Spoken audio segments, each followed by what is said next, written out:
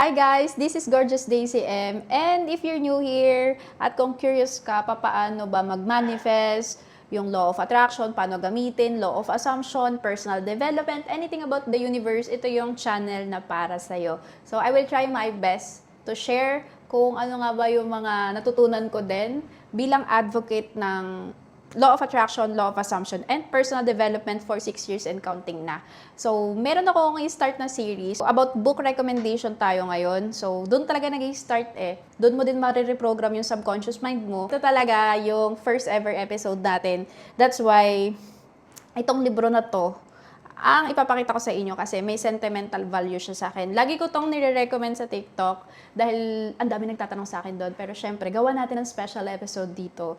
So, this is yung book na The Secret by Rhonda Byrne. So, ang tagal na nito sa akin, parang pandemic pa ata.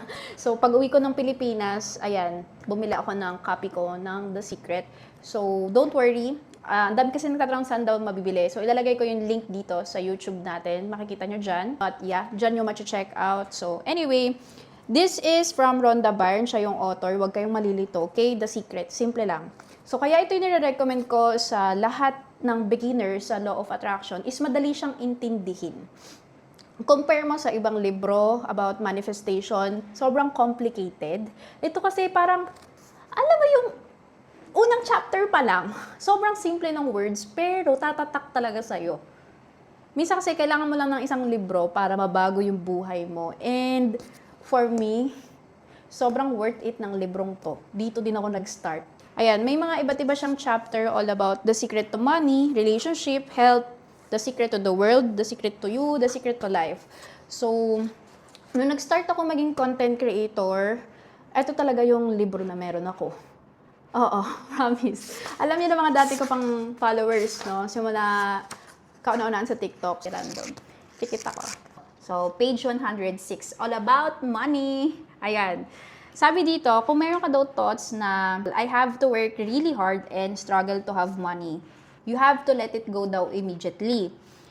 Pagka daw inisip mo yung thoughts na yon, yun daw yung ini-emit mong frequency. And yun yung nagiging life experience mo. Yun yung na-attract mo daw sa reality. So, instead na isipin mo daw na ganun yung thoughts, palitan mo daw na money comes easily and frequently. Kasi kapag inisip mo talaga na mahirap kitain yung pera, na sobrang kailangan mo na super hard work para kumita ng pera, ganun din talaga yung ma-attract mo sa reality. Yun talaga yung magko-conspire sa reality mo. Kasi yun yung pinoprogram mo sa subconscious mind mo na ang pera ay mahirap kitain at ang pera ay sobrang challenging makuha. So, kapag ka ganon, yun din talaga. So, kailangan mo siyang i-reverse. Lagi mong iisipin na madali lang kumita ng pera. Pag yun ang iniisip mo, yun yung bukang bibig mo. At yun yung nararamdaman mo. Like yung state of consciousness mo or yung awareness mo, yun din yung mangyayari sa reality mo. Like promise sa una talaga, mga Mima, parang ang weird, no? Parang ang weird na sasabihin mo yun. Like if you're coming from survival, if you're coming from poverty or scarcity, frequency, tapos bigla ka na lang nag-affirmation or bigla na lang, nag-decide ka na, sige, baguhin ko nga yung narrative ko when it comes to money or earning money. Parang sa una, pag sinasabi mo siya, parang imposible naman. Kasi syempre, ang kalaban mo is years of programming. Kung saan ka lumaki, kung ano yung environment mo, kung sino yung mga nagpalaki sa'yo, kung sino yung mga lagi mo nakakasama, kung ano yung perception nila when it comes to money. Majority ng belief system nilang yon is na-adapt mo din habang lumalaki ka.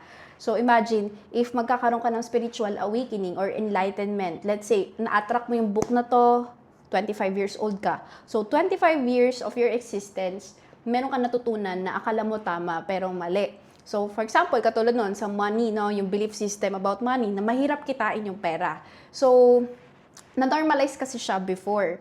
Pero, mali pala yun. Hindi pala yun yung katotohanan kasi pwede mo palang kitain ang pera ng madali lang na malinis na paraan. Gets nyo ako doon? Kasi minsan yung iba iniisip, yung pera ay sa ano lang, sa pangit na paraan mo lang siya makukuha. Hindi. Money is everywhere. So, kapag yun yung lagi mong ine-embody na madali lang, Parang gano'n, madali lang to sa akin. Madali ko lang to makukuha, itong opportunity na to, itong income na to, madali lang yan. Hindi mo na kailangan i-worry kung paano. Yun din talaga yung mangyayari sa reality. Kasi bakit? Your subconscious mind doesn't know the difference between imagination and reality. And when you repeat a lie often enough, it becomes the truth. So, gagamitin mo siya on your advantage, no? So kung, let's say, yun yung naging programming mo noong mga nakaraang taon na mahirap kitain ng pera, pwede naman nating itry na baguhin, like in a very positive way. Wala namang mawawala, di ba? Kasi natry mo na yung negative assumption, nag-a-assume ka na before ng worst case scenario, why not i-flip natin ngayon? Like, why not i-reverse natin ngayon, di ba? Wala mawawala sa'yo. Di ka naman maglalabas ng pera, iisipin mo lang, or sasabihin mo lang, or i-feel mo lang, i-visualize mo lang, na as if ikaw na yung person na madaling kumita ng pera. Gets? So, sa una, parang hindi siya natural kapag ini-imagine mo, pag sinasabi mo, pag ini-embody mo. Pero habang tumatagal ang panahon, kapag ka-consistent ka sa pag-reprogram mo ng subconscious mind mo, and consistent ka magbasa ng mga books katulad ng ganitong book, unti-unti mo marere-program yung sarili mo doon sa mindset na magli-lead sa'yo sa success or sa kung ano man yung minamanifest mo. So, ganun lang siya. Yun yung magmamaterialize sa reality kung ano yung dominating frequency mo or dominating thoughts mo.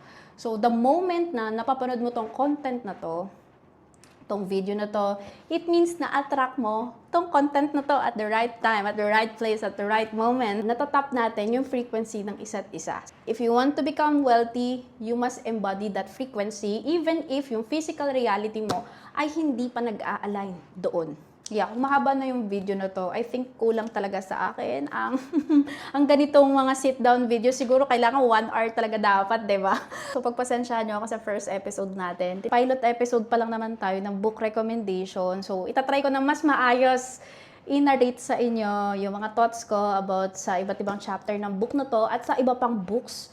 Hopefully kayo dito, mag-tune in kayo para makita nyo yung iba pa.